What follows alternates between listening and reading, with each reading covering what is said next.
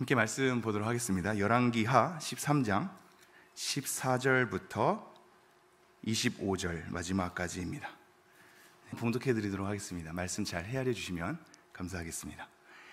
엘리사가 죽을 병이 들매 이스라엘의 왕 요아스가 그에게로 내려와 자기의 얼굴에 눈물을 흘리며 이르되 내 아버지여 내 아버지여 이스라엘의 병거와 마병이여 하매 엘리사가 그에게 이르되 활과 화살들을 가져오소서 하는지라 활과 화살들을 그에게 가져오매 또 이스라엘 왕에게 이르되 왕의 손으로 활을 잡으소서 하매 그가 손으로 잡으니 엘리사가 자기 손을 왕의 손 위에 얹고 이르되 동쪽 창을 여소서 하여 곧 열매 엘리사가 이르되 쏘소서 하는지라 곧 쏘매 엘리사가 이르되 이는 여호와를 위한 구원의 화살 곧 아람에 대한 구원의 화살이니 왕이 아람 사람을 멸절하도록 아벡에서 치리이다 하니라. 또 이르되 화살들을 집으소서 곧 집음에 엘리사가 또 이스라엘 왕에게 이르되 땅을 치소서 하는지라. 이에 3번 치고 그친지라. 하나님의 사람이 노하여 이르되 왕이 대6번을 칠 것이니이다. 그리하였더라면 왕이 아람을 진멸하기까지 쳤으리이다. 그런즉 이제는 왕이 아람을 3번만 치리이다 하니라. 엘리사가 죽으니 그를 장사하였고 해가 바뀜에 모압 도적 떼들이 그 땅에 온지라. 마침 사람을 장사하는 자들이 그 도적대를 보고 그의 시체를 엘리사의 묘실에 들이던지매 시체가 엘리사의 뼈에 닿자 곧 회생하여 일어섰더라. 요아스의 왕의 시대에 아람 왕 하사엘이 항상 이스라엘을 학대하였으나 여호와께서 아브라함과 이삭과 야곱과 더불어 세우신 언약 때문에 이스라엘에게 은혜를 베풀며 그들을 불쌍히 여기시며 돌보사 멸하기를 즐겨하지 아니하시고 이때까지 자기 앞에서 쫓아내지 아니하셨더라. 아람의 왕 하사엘이 죽고 그의 아들 베나닷이 대신하여 왕이 되매 요아스의 아들 요아스가 하사엘의 아들 베나닷의 손에서 성읍을 다시 빼앗으니 이 성읍들은 자기 부친 요아스가 전쟁 중에 빼앗겼던 것이라. 요아스가 베나닷을 3번 쳐서 무찌르고 이스라엘 성읍들을 회복하였더라. 아멘. 열왕기하는 조금 특별한 점을 지니고 있습니다. 모든 성경이 그러한 점들이 드러나긴 하는데 열왕기하에서는 유독 많이 드러나거든요. 그게 어떠한 점이냐면 어떤 사건을 많이 일으키는데 그 사건에 대한 성경 인물의 이름을 잘 거론하지 않는 경향이 있습니다. 나만 장군이 엘리사를 찾아오게 될 때 이스라엘에서 붙잡힌 한 여종이 자기 여주인에게 우리 엘리사에게 가서 고칠 수 있을 텐데 이 한마디 하거든요. 그 한마디를 사용해서 나만 장군이 움직이게 되는 결과를 가져오죠. 이 과부의 이름도 등장하지 않으며 수넴 여인의 이름도 등장하지 않습니다. 수넴 여인의 아들 이름도 등장하지 않거든요. 수많은 선지자의 무리들이 있는데 그들의 이름이 거론되지 않습니다. 도끼를 빠진 사건 가운데 도대체 선지자 중에 누구인지를 얘기하지 않는단 말이죠. 수많은 이름이 생략되어 있습니다.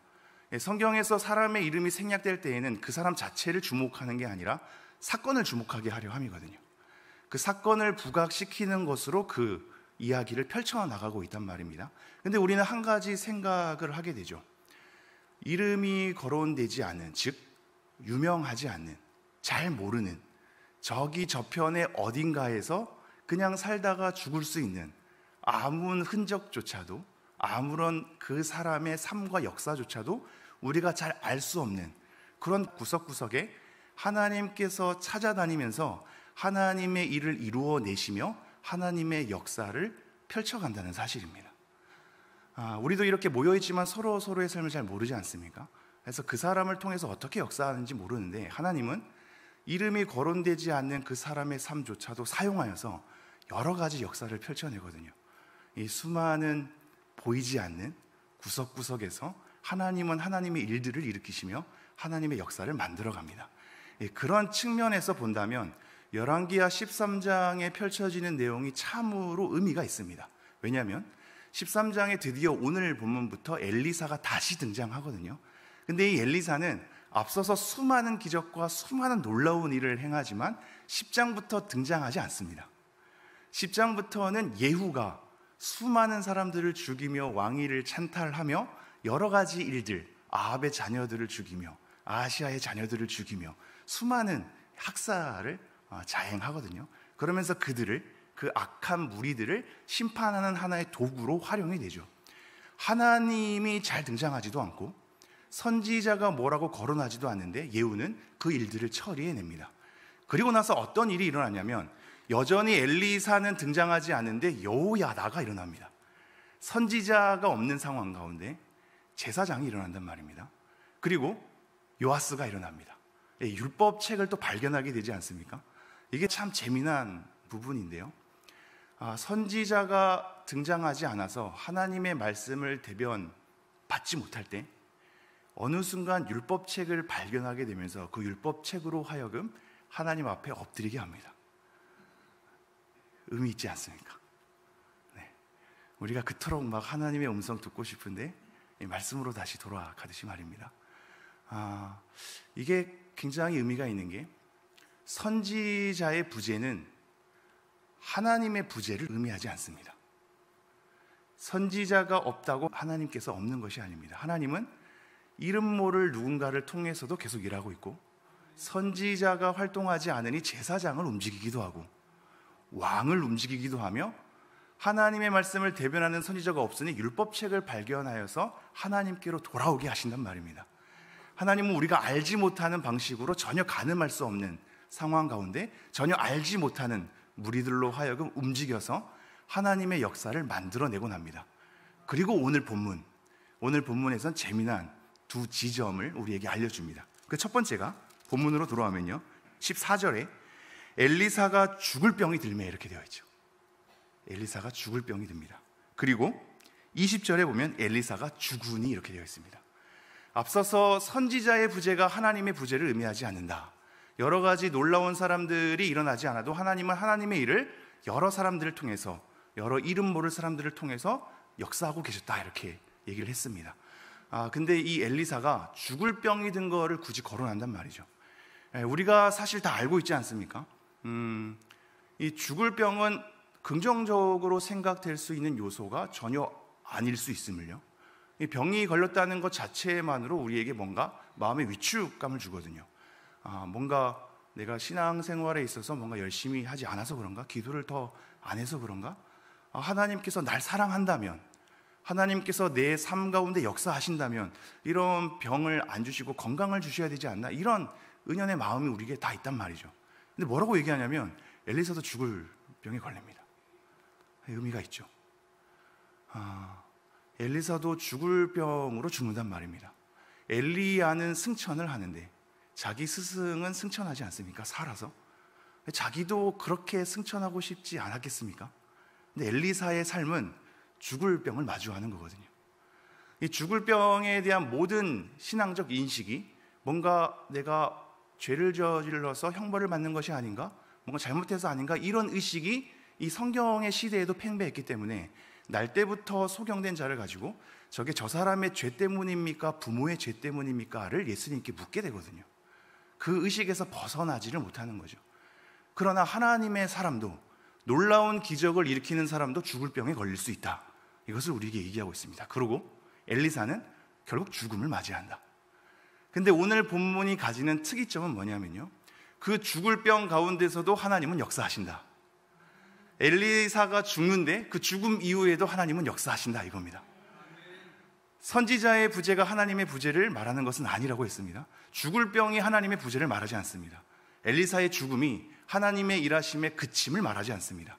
죽을 병에도 불구하고 일하시며 엘리사의 죽음 이후에도 일하시는 겁니다. 그 장면을 조금 더 들여다보죠. 제가 14절 다시 한번. 엘리사가 죽을 병이 들매 이스라엘의 왕 요아스가 그에게로 내려와 자기의 얼굴에 눈물을 흘리며 이르되 내 아버지여 내 아버지여 이스라엘의 병거와 마병이여 하매. 내 아버지여 내 아버지여 이스라엘의 병거와 마병이여, 이 문구는 지금 가짜로 하는 게 아니거든요. 왜냐하면 이것이 엘리야가 승천했을 때 엘리사가 엘리야에게 했던 말입니다. 진심 어린 마음으로 한 거거든요. 지금 마찬가지로 요아스 왕도 엘리사를 그렇게 그 죽을 병에 되게 슬퍼하면서 부르고 있습니다. 그러니까 엘리사가 어떤 일을 펼치냐면 죽을 병이 있는 가운데 펼치는 거죠. 15절. 엘리사가 그에게 이르되 활과 화살들을 가져오소서 하는지라 활과 화살들을 그에게 가져오매. 이 문구가 되게 재밌지 않습니까? 이 요아스 왕이 되게 순종 잘하거든요. 보면 뭐 이렇게 약간 머뭇거림이 없습니다. 활과 활을 가져오소서 하는지라 그에게 가져오매. 활을 잡으소서 하매 잡으니. 동쪽 창을 요소서 하매 열매에 쏘소서함에 쏘는지라. 이렇게 순종 잘하는 사람이 어디 있습니까? 그죠? 우리는 요아스만큼 순종할까요? 아닐걸요?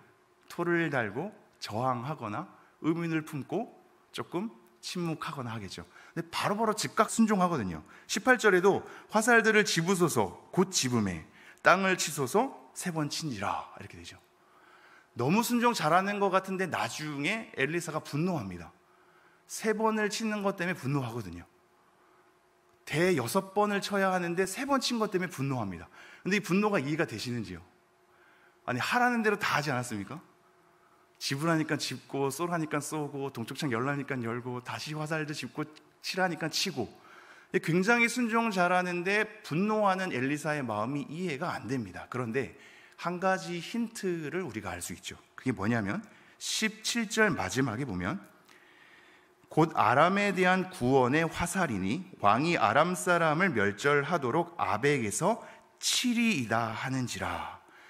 이것이 아람 사람의 손에서 구원하는 구원의 화살임을, 그들을 결국 치는 공격에 대한 부분임을 일러주고 있단 말이죠. 그래서 단어를 치리이다 라는 단어를 씁니다.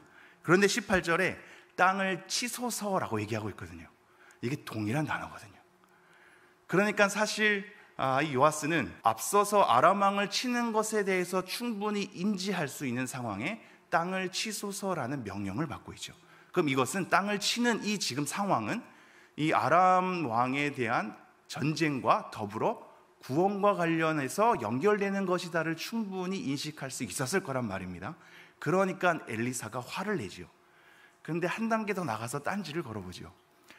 그거 알겠단 말입니다. 근데 6번 칠지 3번만 쳐도 될지 누가 합니까? 그렇지 않습니까? 그것을 이해해서 3번 쳤습니다. 더군다나 이런 마음일 수도 있죠. 이 3번 친 걸로 아람을 다 진멸할 수 있지 않겠습니까? 꼭 6번 쳐야 됩니까? 그걸 요아스는 모르거든요. 6번 쳐야지 멸망할 수 있는지, 3번 쳐도 충분히 될 수 있는지 요아스 입장에서는 알지 못하는 상황입니다. 그런데 본인이 선택하기를 3번 친단 말입니다. 그런데 이것이 기가 막히게도 그의 선택에 의하여 오늘 보면 마지막에 보면 정말로 요아스가 아람을 3번 정도 승리하는 것으로 그치게 된단 말이죠. 이것이 우리에게 가져다 주는 의미가 무엇인가? 잘 생각해 볼 수 있는 부분이 있습니다. 하나님의 구원의 역사에 대한 진행 속에는 말씀에 대한 우리의 반응과 결정을 과정 중에서는 허락하십니다. 따라오시는지요? 우리의 선택과 결정으로 하나님의 역사가 결정되지 않습니다. 하나님의 계획과 뜻과 결정으로 완성이 되는 거거든요. 근데 마치 이런 본문을 보면 3번 정도 치니까 3번만 공격하게 되는, 우리가 이렇게 결정하니까 이런 삶을 얻게 되는, 우리가 순종하니까 이런 삶이 펼쳐지고 순종하지 않으니까 이런 삶이 펼쳐지는 인과응보에 대한 여러 삶들이 성경에 허다하게 수록되어 있단 말이죠. 그러니 마치 우리가 뭔가를 선택하면 달라지는 것으로 생각해서 모든 삶에 대한 결정이 나에게 달려있는 것 같습니다. 내가 어떻게 선택하느냐에 따라서 달라지는 것 같습니다. 3번 치니까 3번만 승리하지 않습니까? 마치 우리가 우리의 삶을 결정하는 것 같으나 하나님은 과정 중에 이것을 허락하시는 겁니다. 결국 하나님께서는 이 북이스라엘을, 남유다를, 그리고 아람 나라를 어떻게 끌고 가고 어떻게 이 역사를 완성해낼지는 하나님의 뜻과 하나님의 결정 속에서 완성이 되거든요. 근데 그 완성으로 가기까지의 삶의 과정 가운데서는 마치 우리의 선택을 통해서 좌지우지 되는 것처럼 과정 중에 허락한단 말입니다. 그래서 2가지 다가 중요합니다. 우리 선택에 따라서 결정되는 게 아니다. 여전히 하나님께서 하나님의 뜻하신 바대로 완성할 것이다. 이게 커다란 흐름 가운데 자리 잡혀 있습니다. 근데 이러한 완성을 이루는 과정 가운데서는 마치 우리의 선택으로 뭔가 달라지는 것처럼 인과응보의 삶을 경험하게 하신다라는 겁니다. 그럼 정리하면 이렇죠. 우리의 선택으로 모든 것이 다 결정되고 달라지는 건 아니나 과정 중에 우리의 선택을 통해서 결과되는 삶을 겪게 하심으로 우리의 작은 행동 하나하나가 하나님 앞에 거룩하고 정결하게 살 수 있도록 계속해서 촉구하시는 문화를 우리가 알 수 있단 말이죠. 이러한 흐름에서 본다면 우리의 삶의 소소한 일들은 중요하지 않을 수 없습니다. 하나님께서 모든 것 다 결정하는데 뭐하러 기도합니까? 하나님께서 결정하시는 일을 이루시는 도구로서 기도를 사용하기 때문입니다. 하나님께서 구원 알아서 하나님의 사람들 다 시킬 건데 뭐하러 전도합니까? 하나님께서 그 사람 구원하기 위해 전도를 도구로 사용하시기 때문입니다. 그러므로 우리의 모든 삶의 과정은 다 중요합니다. 우리의 소소한 반응과 행동은 다 중요합니다. 하나님은 그것을 통해서 결국 하나님이 원하시는 대로 이끄시기 때문입니다. 그러므로 또한 뭘 보여주냐면 20절, 엘리사가 죽으니 그를 장사하였고 해가 바뀜에 또 모압 도적 떼들이 그 땅에 온지라. 엘리사가 드디어 죽은 겁니다. 그리고 해가 지났습니다. 죽고 나서 수많은 시간이 흐른 거죠. 21절, 마침 사람을 장사하는 자들이, 장례를 치르는 사람입니다. 사람을 장사하는 자들이 그 도적대를 보고 그의 시체를 엘리사의 묘실에 들이던지매, 도적대가 나와서 무서워서 이 시체를 그냥 확 집어 던진 겁니다. 근데 그 집어 던진 곳이 바로 엘리사의 묘실인 거죠. 그러니까 어떤 일이 일어났냐? 시체가 엘리사의 뼈에 닿자 곧 회생하여 일어섰더라. 엘리사의 죽음 이후에도 하나님은 역사를 만들어내실 수 있는 분이죠. 우리의 삶 가운데 하나님의 일들을 다 확인할 수 없으십니다. 여러분의 인생 가운데 하나님의 뜻을 다 이해할 수 없으십니다. 다 확인하고 볼 수 없으십니다. 여러분 죽음 이후에 펼쳐지는 것들이 있거든요. 하나님은 그렇게 한 사람의 인생을 사용하시고 인생이 죽은 다음에 죽음 이후의 삶을 또한 사용하셔서 만들어낼 수 있는 분이란 말입니다. 그래서 오늘 정말로 중요한 말씀 23절을 다 같이 한번 읽어보죠. 23절 함께 읽겠습니다. 시작. 여호와께서 아브라함과 이삭과 야곱과 더불어 세우신 언약 때문에 이스라엘에게 은혜를 베풀며 그들을 불쌍히 여기시며 돌보사 멸하기를 즐겨하지 아니하시고 이때까지 자기 앞에서 쫓아내지 아니하셨더라. 지금 이거는 엄청난 말씀입니다. 엄청난 말씀입니다. 왜냐하면 그동안 열왕기서에서 숱하게 확인한 것은 남유다와 북이스라엘을 평가하게 될 때 기준점이 되는 사람이 다윗이거든요. 다윗의 길로 행하였는가 행하지 않는가로 그 사람의 선함과 악함을 분별하였습니다. 그래서 결국 여로보암의 길을 쫓는 그들과 다윗의 길을 쫓는 남유다의 사이에 여러 가지 숱한 평가들이 오고 갔단 말입니다. 근데 지금은 북이스라엘이지 않습니까? 여로보암의 길로 걸었는지 안 걸었는지가 그동안의 판별 기준이었는데 이것을 넘어서는 한 가지의 문구가 등장합니다. 그게 뭐냐면 다윗의 언약이 아니라 아브라함과 야곱과 이삭의 언약입니다. 이게 진짜 엄청난 거거든요. 엄청난 겁니다. 북이스라엘이 죄로서 점철되지 않았습니까? 멸망에 갈 수밖에 없는 수많은 흔적과 과정과 그들의 선택을 보게 되거든요. 근데 한 가지 잊지 말아야 할 것이 우리는 하나님께서 남유다만 사랑하고 북이스라엘은 미워하는 것 같은 느낌이 듭니다. 하나님께서는 이스라엘이라는 이 나라만 사랑하고 타 국가는 사랑하지 않는 것 같은 느낌이 듭니다. 그러나 절대 그렇지 않습니다. 하나님은 한 사람을 사용하셔서 수많은 사람에게 하나님의 능력을 보이기도 하시고 한 나라를 사용하셔서 그 모든 피조 세계 가운데 하나님의 위대함을 드러내신단 말이죠. 하나님의 대상은 피조 세계 전체입니다. 그러므로 북이스라엘이 죄악으로 치달아 간다고 할지라도 그 배경 가운데 깔려있는 것은 뭐냐면 아브라함과 이삭과 야곱의 언약이란 말입니다. 이것이 우리의 죄악에도 불구하고 우리를 붙들어내는 하나님의 신실하심과 사랑이 됩니다. 아브라함과 이삭과 야곱의 언약 때문에 우리에게 은혜를 베풀며 그들을 불쌍히 여기시며 그들을 돌보사 결국은 멸하기를 즐겨하지 아니하시고 쫓아내지 아니하시는 하나님의 일을 보게 됩니다. 그리고 이 결과는 어떻게 되느냐? 25절 마지막 이스라엘 성읍들을 회복하였더라. 하나님께서 그 언약 때문에 우리에게 은혜를 베푸사 우리를 불쌍히 여기시고 우리를 돌보셔서 멸하지 아니하시고 쫓아내지 아니하시고 결국 어떻게 되느냐? 회복하신답니다. 오늘 기도로서 붙들어야 될 게 이 내용이거든요. 하나님, 아브라함 아니 그 이전부터 아담의 언약부터 노아의 언약을 거쳐서 모세를 통한 수많은 율법 그리고 아브라함과 이삭과 야곱의 언약 그리고 다윗의 언약 이 모든 것이 굉장히 희미하게 우리의 반응 때문에 무너지는 것처럼 보이나 결국 하나님께서는 예수 그리스도를 통해서 이 언약을 성취해 내시거든요. 그 예수 그리스도를 통해서 성취된 언약이 우리의 신자의 인생 가운데 펼쳐져 있는 겁니다. 수많은 죄악 가운데 무너진다 할지라도, 연약함 가운데 자빠진다 할지라도, 우리가 낭망하고 좌절한다 할지라도 예수 그리스도의 언약에 대한 흐름이 우리를 지배하고 있거든요. 그러니 수많은 죄악에도 불구하고 여전히 그 언약 때문에, 예수 그리스도 때문에 우리에게 은혜를 베풀며 불쌍히 여기시며 우리를 돌보사 진멸하고 쫓아내지 아니하시고 결국은 회복시키시는 은혜를 우리는 누릴 수 있습니다. 과정 가운데서는 우리의 선택 때문에 좌충우돌하죠. 우리의 실수와 연약함 때문에 넘어지면서 형벌을 당하기도 합니다.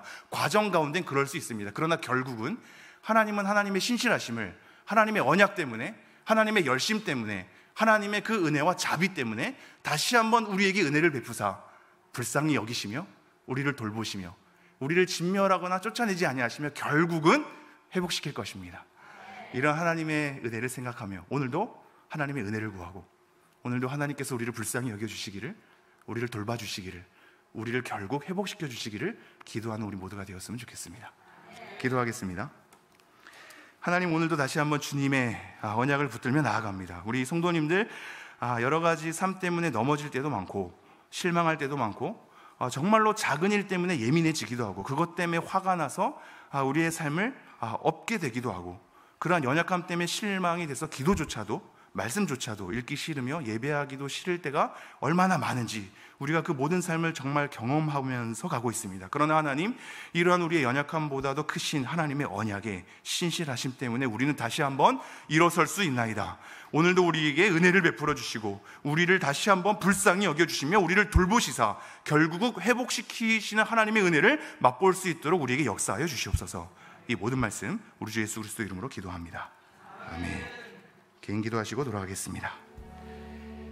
하나님,